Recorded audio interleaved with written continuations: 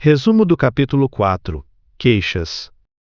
O texto inicia com a imagem do Golfo de Corinto, na Grécia, descrito como região de beleza singular, cujas águas azul turquesa parecem um espelho emoldurado por montanhas que guardam uma tranquilidade antiga. Nesse cenário, no Monte Parnaso, erguia-se o Santuário de Delfos, considerado o mais importante do seu tempo, dedicado a Apolo, apresentado como deus da razão, da cultura e da luz.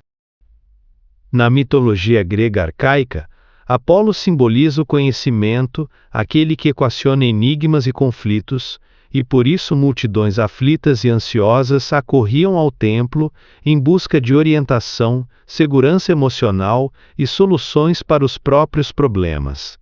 O texto interpreta esse movimento em chave psicanalítica, como se o santuário fosse um reduto onde se formavam identificações inconscientes organizadoras do eu. Nesse ambiente, as sibilas, mediadoras das respostas do Deus evocado, exerciam um papel significativo no comportamento dos consulentes e até das cidades que buscavam inspiração e ajuda. Assim, Delfos aparece como lugar em que se repetiam apelos e se multiplicavam queixas de desesperados que desejavam respostas imediatas para a sobrevivência moral, financeira, social e emocional. Embora hoje esteja reduzido a escombros, o capítulo afirma que sua mensagem persiste no inconsciente humano, como herança de um arquétipo arcaico, que ainda impulsiona a criatura a procurar soluções fáceis e miraculosas, sem a participação do esforço pessoal que precisa ser desenvolvido. Permanecendo na infância psicológica, quem se queixa de tudo revela uma personalidade desestruturada, exposta a bombardeios constantes de pessimismo, azedume e forças mentais destrutivas.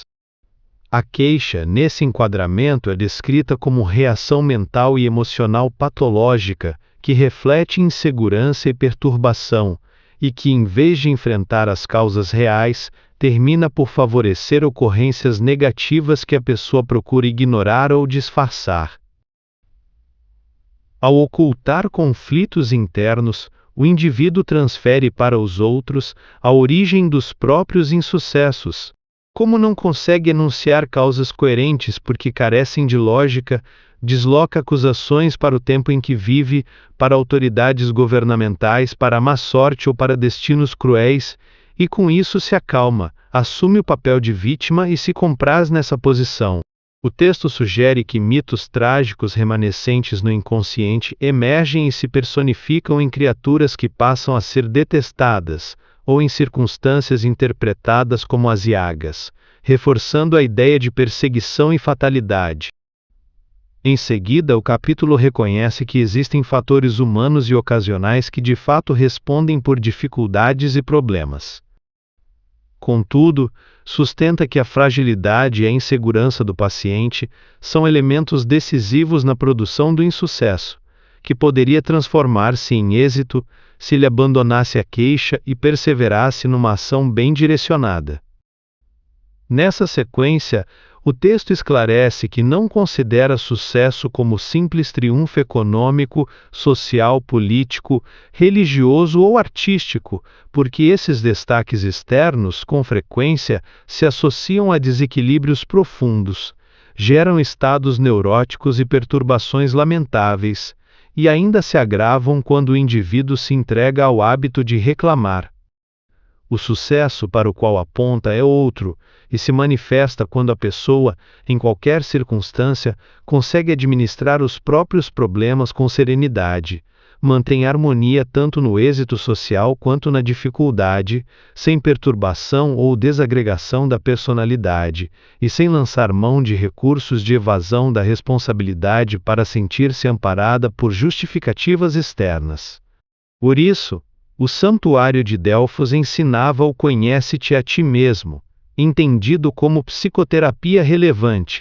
Por meio dessa orientação, o ser amadureceria, cresceria interiormente e se asseguraria de uma espécie de fatalidade histórica, no sentido de encontrar plenitude pelo trabalho consciente sobre si.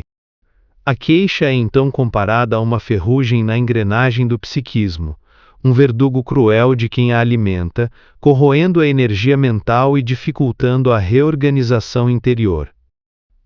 Substituí-la pela compreensão diante dos fenômenos da vida é apresentado como um mecanismo valioso de saúde psicológica. Assim, diante de injunções perturbadoras, a primeira atitude deveria ser o enfrentamento tranquilo dos acontecimentos, como se a pessoa buscasse Apolo, isto é, o discernimento, e se deixasse conduzir pela razão lúcida figurada pela Sibila, para descobrir a finalidade real dos fatos existenciais e, com isso, transformar a experiência em aprendizado e equilíbrio, em vez de prolongá-la pela repetição da queixa,